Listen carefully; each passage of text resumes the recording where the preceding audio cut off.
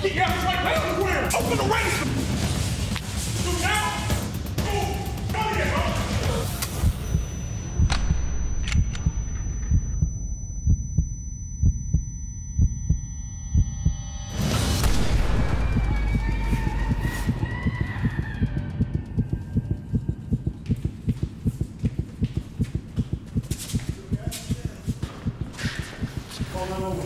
Hey, what are you doing? Not the window right now. Let me show you exactly what it is.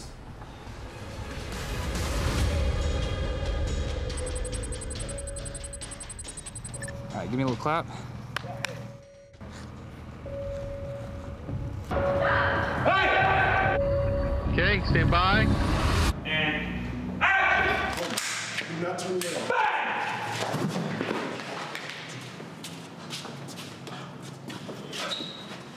Good. Everyone has a plan until they get punched in the face. We've all seen the footage on YouTube, how criminals will come into an environment and just start putting rounds off.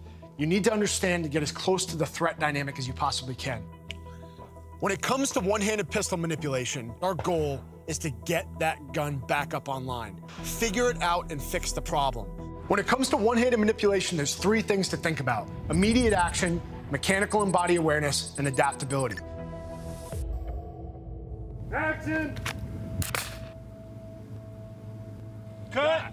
When we talk about immediate action, it is exactly that.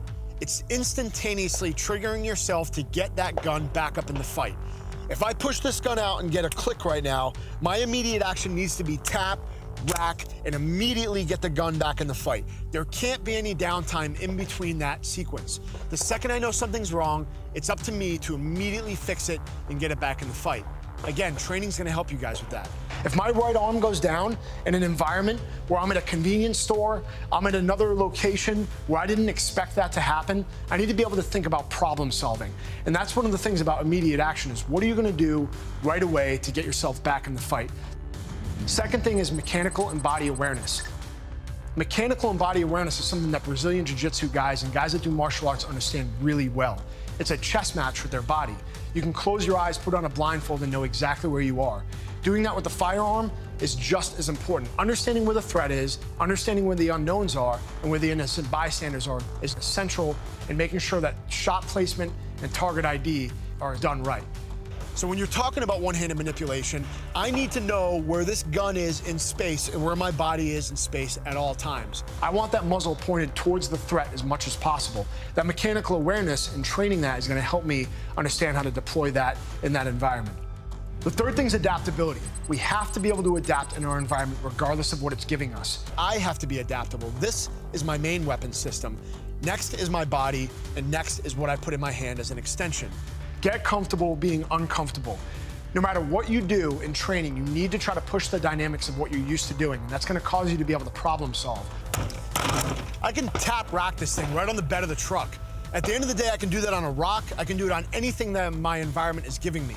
I have to be adaptable, and I have to problem solve. How do we do that? How do we know that we're gonna be able to do that in a threat environment? It's to do it in training as much as we possibly can. Okay, hit it. Ready? Yep. Center camera. Okay, here we go. Roll camera, please.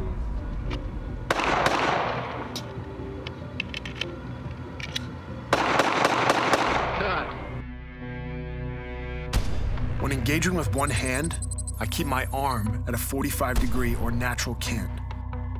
Once I've identified that I have a malfunction, I immediately take my finger out of the trigger.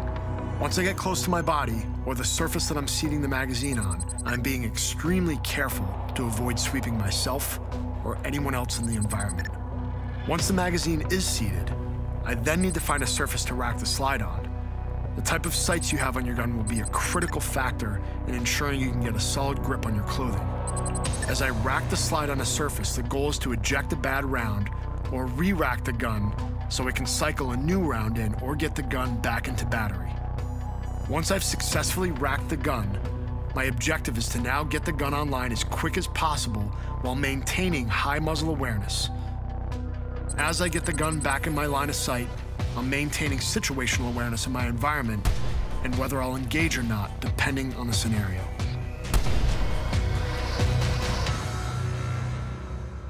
All right, guys, wrapping it up with a debrief for one-handed pistol manipulation. It's important to get good, solid reps in and train the way you think you're gonna perform in reality. When we talk about equipment, a lot of people are afraid of beating their guns up and scratching the gun up. Remember, that's what that thing's for. When you're in a threat environment and you're in a reality scenario, who cares what happens to your gun? You just wanna get that thing in the fight. Don't be afraid to beat that thing up, especially in training. Never stop trying to figure out a solution when you're in a threat scenario, regardless of where you're at. Remember, everything that we do always needs context. The scenario is always gonna drive your actions no matter what. So one-handed manipulation, being unconventional, and getting the reps in with immediate action, mechanical and body awareness, and really being adaptable in our environment. Understand what those mean, apply them, and it's gonna help you be more effective and more efficient with protecting yourself and those that you love. Keep training, and we'll see you guys when we break down the next move.